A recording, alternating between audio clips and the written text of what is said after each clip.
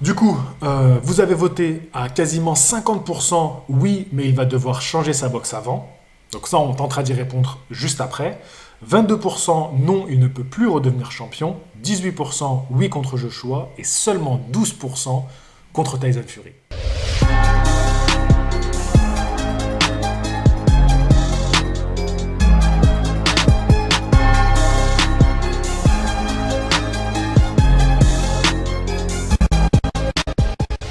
Salut les disciples de la boxe, c'est Jean-Charles, accompagné de Greg de Go Boxing News. Et on va parler de Deontay Wilder, qui a subi sa première défaite. Il a activé sa clause de revanche sur Tyson Fury, donc ça sera peut-être en juillet. Voilà. Donc le troisième combat contre Tyson Fury. Et d'un autre côté, l'autre champion, c'est Joshua, qui a annoncé faire un combat contre Pulev. C'est quand la Le date 20 juin. Le 20 juin. Donc voilà ce qui va se passer chez les poids lourds en ce début d'année 2020 qui, n'empêche, il est pas mal chargé. Hein. Ouais, c'est pas mal. Ouais, c'est pas mal chargé. La grande question que j'ai posée donc aux abonnés, c'est est-ce qu'il peut redevenir champion du monde après une défaite aussi cuisante, hein. Voilà. Ouais. Ça a presque viré à la leçon, Ouais. cette défaite-là. Donc j'ai donné plusieurs choix aux abonnés. Donc on avait, oui, il va battre Fury donc, pour le troisième combat. Et donc reprendre sa ceinture WBC. Oui, contre Joshua, donc qui lui détient les autres ceintures de la catégorie reine. Oui, mais il va devoir changer sa boxe avant, donc pas tout de suite. Ouais. Ça sous-entendrait qu'il perdrait contre Fury et qu'il Ouais, devrait ouais. faire un parcours ensuite pour revenir, sauf s'il change sa boxe d'ici Fury. En 6 mois, 4 mois. Ça risque d'être difficile. Et la dernière, c'est non, tout simplement non. Il ne peut pas redevenir champion du monde après une telle défaite. Toi, la première réaction que tu as eue après ce combat, c'est quoi? Bah, déjà, j'étais triste parce que c'était Wilder. J'étais pour lui, quoi. J'étais Team Wilder. Team Cell. Ouais, voilà, exactement.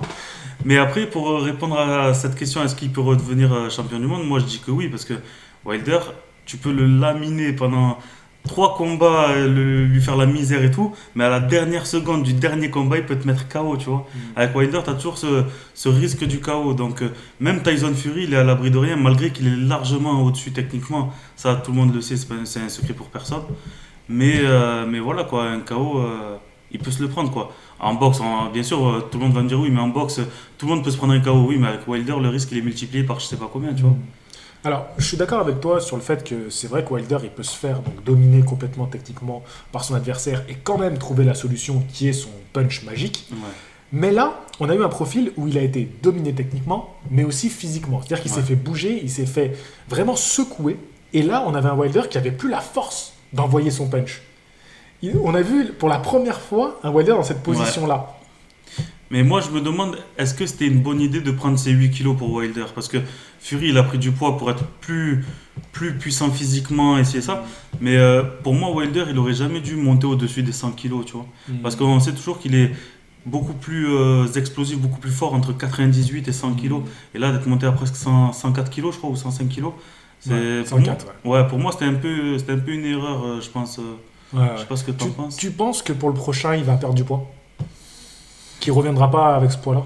Si lui si lui s'est rendu compte pendant le combat qu'il se sentait vraiment trop lourd et tout, oui, c'est sûr qu'il le perdra. Mais après, on sait pas, peut-être que lui il se sentait bien à ce poids-là. Parce que c'est la première fois qu'il était à ce poids-là. Ouais. Qu'il était si haut. Enfin, en tout cas, des combats. En championnat du monde. Voilà. Je m'attendais pas à le voir si haut au niveau poids parce que lui il tourne toujours entre 98 et 101 maximum, tu vois. Donc voilà. Et toi, du coup? Moi, je sais pas si le poids a été néfaste pour lui, dans le sens où il y avait 20 kilos de plus de l'autre côté.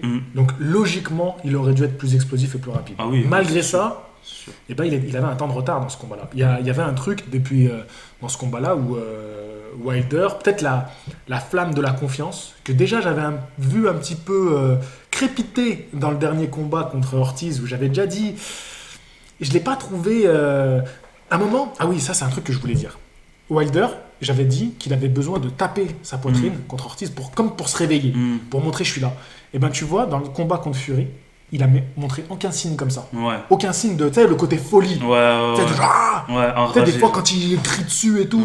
Et ben là, à aucun moment contre Fury, il était comme un peu absent, mais parce que Fury a fait un travail de ouf pour le dominer. Le casser psychologiquement et physiquement. Voilà, c'est ça. Et à aucun moment, Wilder, il a eu le truc de allez, il faut que je me réveille, quoi. Refais sortir la bête, tu vois. Ouais. Et donc c'est vrai que ça m'inquiète un peu, dans le sens de comment il va gérer le prochain combat. Et ce truc de dire, je pense qu'il y a un truc qu'il faut qu'on prenne en compte quand même, c'est que c'est contre qui il a perdu. Ouais, voilà. C'est contre qui il a perdu, contre un poids lourd exceptionnel, qui fait, donc, comme tu l'as dit, 124 kilos, qui se bouge comme s'il en faisait 90, tu vois. Et qui est très intelligent. Parce que quand tu regardes tous les combats qu'il a fait dans sa carrière, il boxe toujours différemment, Fury. Donc c'est contre ça qu'il a perdu. Et comme on a pu voir des abonnés le dire, même s'il était dominé techniquement contre ses adversaires avant, il trouvait toujours la solution, même comme tu as pu le dire.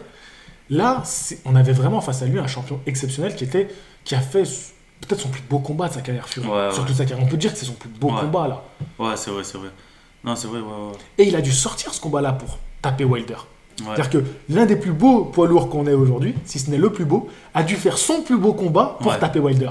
Donc Wilder, mets-lui quelqu'un d'autre en face, c'est ça. Va pas être Tyson Fury. Tu vois. Oui. C'est pour ça que moi aussi j'ai ce côté de se dire, bien sûr qu'il peut revenir, même sans changer sa boxe. Ouais, bien sûr. De toute façon, à 34 ans, tu vas pas changer ta boxe, tu vois. Quand ça fait 15 ans que tu boxes de cette façon-là, tu peux pas changer ta boxe en quelques mois ou même en un an ou deux, tu vois. C'est sa boxe, c'est comme ça, il pourra pas se métamorphoser du jour au lendemain. Tu peux réagir à la polémique qu'il y a eu par rapport à son entraîneur, tu sais, qui a acheté l'éponge, et du coup, derrière, il a dit, je le vire, finalement, il est revenu. Comment t'interprètes ça, toi, en étant dans la tête du boxeur? Déjà, ce qui est important de souligner, c'est que celui qui a jeté l'éponge, c'est son cutman, je crois. C'est son second. Voilà, c'est Marc Breland, c'est un ancien champion du monde de boxe. Donc c'est un mec qui connaît la boxe, qui sait quand un boxeur est... En pro ou en amateur? En pro. Ah ouais, d'accord. Voilà. Je sais qu'il a une grosse carrière amateur, mais je savais pas en pro. Ouais. Et c'est un mec qui connaît la boxe, qui sait quand un boxeur est bien, quand il est pas bien. Et honnêtement, je pense qu'il y a beaucoup d'entraîneurs qui auraient jeté l'éponge même plus tôt que ça. Bien sûr. Donc pour moi, il a bien attendu, lui a laissé la chance de pouvoir revenir. Mais on voyait qu'au moment où il a jeté l'éponge, Wilder, il était plus là. Même au 6e, le round d'avant, il était vraiment limite au bord du chaos, quoi. Donc c'est bien qu'il ait jeté l'éponge à ce moment-là, je pense. Mais du coup, par rapport à la réaction de Wilder, justement, pour moi, il était excessif parce que Wilder, vraiment, s'il n'avait pas jeté l'éponge à ce moment-là, ça aurait pu avoir peut-être un impact sur sa santé, tu vois. Et lui, bien sûr, il se dit, même au 12e round, j'aurais pu lui sortir un coup venu de nulle part et le mettre KO. Mais on voit bien que Tyson Fury ne craignait même plus sa puissance à Wilder à ce moment-là, tu vois. Donc il était vraiment inoffensif. Je pense limite qu'il aurait même pu le mettre KO, tu vois. Non, c'est sûr.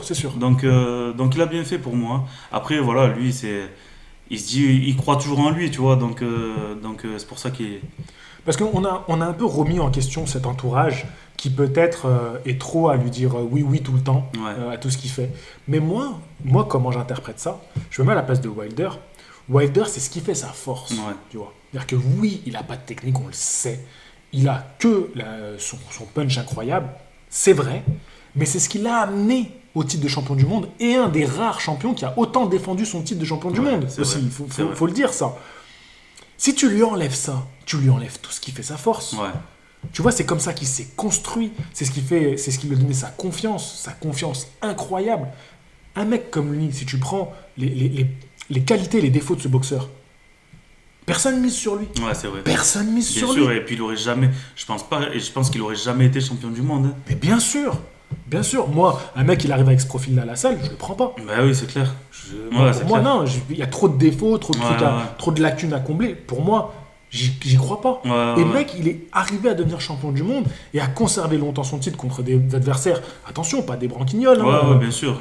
Luis Ortiz, excusez-moi du peu, mais c'est un très beau champion, c'est un beau boxeur. Et il est quand même réussi à garder ce titre. Et il a fallu un Tyson Fury, comme je le disais en début de vidéo, extraordinaire pour le battre. Donc, pour moi, je comprends sa réaction. Tu vois, Wilder qui voulait pas lâcher, qui a craché sur tout le monde. Parce que c'est ça, Wilder, c'est son cœur. Si tu lui enlèves ça, il ne reste plus rien. Tu vois.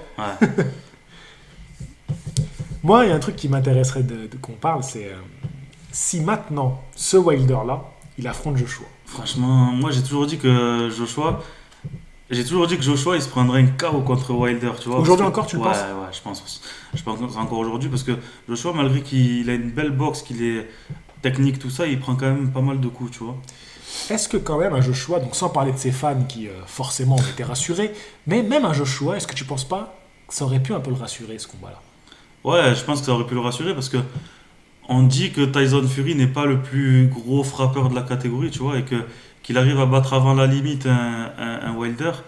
Bon, après, Joshua n'a pas non plus les qualités techniques de Fury, tu vois. Mhm.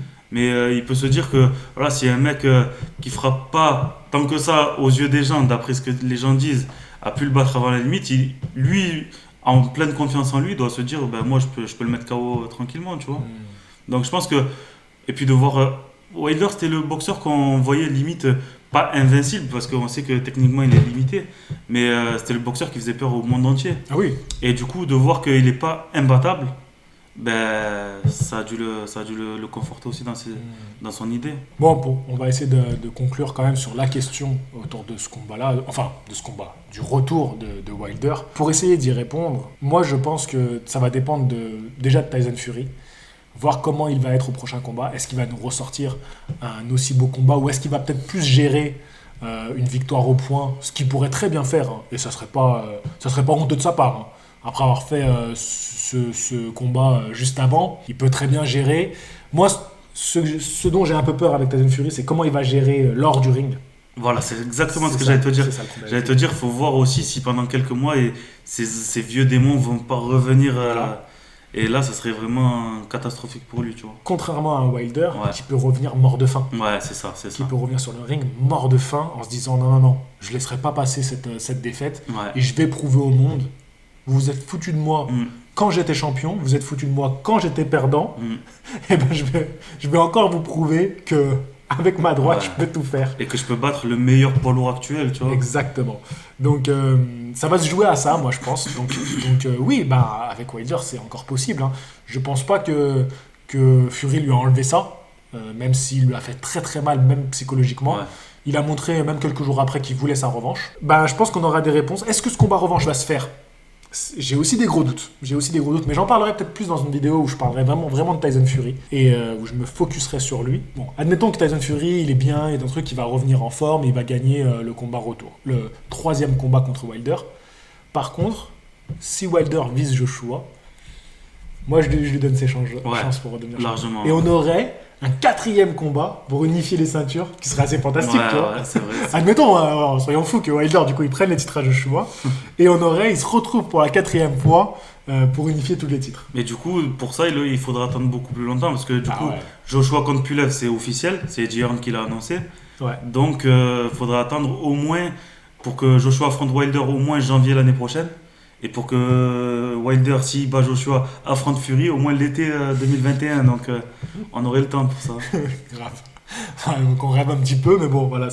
Tu veux conclure, toi, par rapport à cette idée, Wilder peut-il revenir? Non, moi, je veux juste dire que là où on voit qu'il n'est pas touché, pas trop touché mentalement, c'est qu'il a de suite demandé à activer la clause de revanche, tu vois. Et s'il avait été touché mentalement, je pense qu'il aurait plus fait parler de lui, il aurait plus parlé pendant plusieurs mois, tu vois, et il aurait laissé les choses se faire. Et là, vraiment, je pense qu'il a un esprit revanchard et qu'il va revenir vraiment mort de faim. Après, je dis pas qu'il va battre Fury, mais il va revenir vraiment mort de faim, je pense, et il mettra toutes les chances de son côté pour. Et surtout, ce qui est intéressant, c'est comment il l'a annoncé qu'il voulait le 3e combat. Il a fait une vidéo sur son Instagram, Ouais. tout seul. Mm. Donc c'est vraiment le mec, ça veut dire qu'il était chez lui, et il a dit non, ça passera Ouais. pas, tu vois. Your king is here. I am strong. I am a king. I'm a king that will never give up. I will be back. Il n'a pas fait un communiqué de presse, on va dire on va inviter tout le monde, c'est mon promoteur qui va parler. Comme par exemple Eddie Hearn, c'est lui qui a provoqué Tyson Fury sur les réseaux. Il a fait une vidéo en disant voilà, maintenant on veut le combat Joshua Tyson Fury. Non, Wilder c'est le genre de mec qui prend son téléphone, Ouais. je veux ma revanche. Ouais. Tu vois, et il s'adresse directement au public et à son potentiel adversaire. Et c'est ça pour moi qui montre que c'est le même encore. tu vois. Ouais, c'est ça. Toujours le même, tu vois. Ouais, c'est ça. Voilà. Bon, on va rester sur ça. Ouais, voilà. C'est quand ta prochaine vidéo, Greg? Ça, c'est une très bonne question. Allez, je vous dis à la prochaine. Fighting! Abonne-toi à la page Box Attitude et tu vas gagner la confiance et le punch comme moi. 100 000 abonnés, objectif 100K, Tokyo 2020. Je vais te dire un truc que tu sais déjà. Le soleil, les arcs-en-ciel, c'est pas le monde. il y a de vraies tempêtes, de lourdes épreuves, aussi grand et fort que tu sois, la vie te mettra à genoux et te laissera comme ça en permanence si tu la laisses faire. Toi, moi, n'importe qui. Personne ne frappe aussi fort que la vie. C'est pas d'être un bon cogneur qui compte. L'important, c'est de se faire cogner et d'aller quand même de l'avant. C'est de pouvoir encaisser sans jamais flancher. C'est comme ça qu'on gagne.